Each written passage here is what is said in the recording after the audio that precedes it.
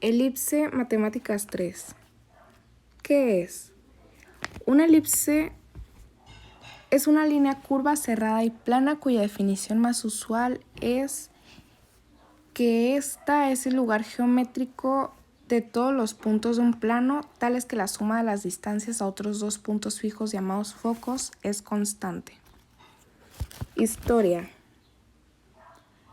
La elipse como curva geométrica fue estudiada por Menecmo, investigada por Euclides, y su nombre se atribuye a Apolonio de Perge. Halley en 1705 demostró que el cometa que ahora lleva su nombre trazaba una órbita elíptica alrededor del Sol. Elementos. La elipse es una curva plana y cerrada simétrica respecto a dos ejes perpendiculares entre sí. El semieje mayor es el segmento CA de la figura y el semieje menor el segmento CB de la figura. Miden la mitad del eje mayor y menor respectivamente. Elementos gráficos. Los diámetros principales o ejes principales son los diámetros máximo y mínimo de la elipse perpendiculares entre sí y los que pasan por el centro. El centro de la elipse se suele llamar cero, origen. En la circunferencia los focos coinciden con el centro. Los focos se suelen nombrar con la letra F acompañada de algún medio de diferenciarlos, F1, F2 o F. El diámetro mayor de la elipse se suele designar 2A, siendo A el semieje mayor. El semieje menor se denomina B y el diámetro menor 2B. La distancia de cada foco al centro se denomina C.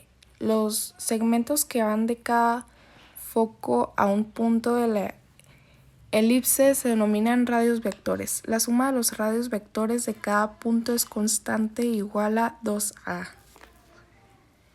Dibujo del elipse. El método se basa en la definición más corriente de la elipse como lugar geométrico de los puntos cuya suma de distancias a los focos es constante. Se denomina del jardinero a este método porque sirve para trazar en el suelo elipses de gran tamaño y precisión suficiente, con medios modestos. Ver en la sección siguiente del modo de determinar los focos a partir de los ejes.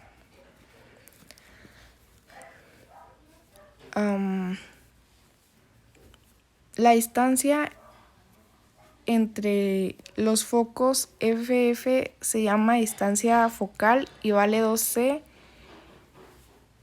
igual a 2EA, siendo E la excentricidad y A el semieje mayor.